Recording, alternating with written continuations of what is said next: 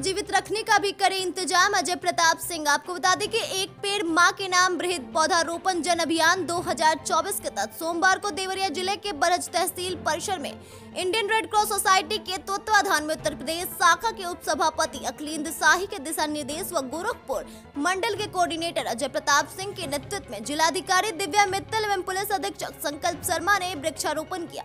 Indian Red Cross Society Gorakhpur मंडल के coordinator Ajay Pratap Singh ने कहा कि पौधारोपण की सार्थकता तभी है जब हम सभी पौधे लगाने के साथ ही उसको जीवित रखने का भी इंतजाम करें। उन्होंने कहा कि प्रकृति की सेवा मां की सेवा करने जैसा। इस दौरान जिलाधिकारी दिव्या मित्तल ने उपस्थित लोगों से अधिक पौधारोपण करने की अपील की। कहा कि पौधा लगाना बड़ी बात नहीं है, पौधों को बचाकर वृक्ष बनाना बड़ी बात है। इस दौरान इंडियन रेड क्रॉस सोसाइटी की तरफ से हाइजीन किट का वितरण भी किया गया। इस अवसर पर तहसील के कर्मचारियों सहित रेड क्रॉस के वॉलंटियर उपस्थित रहे। BNY न्यूज के लिए देवरिया से मोइन खान की खास रिपोर्ट।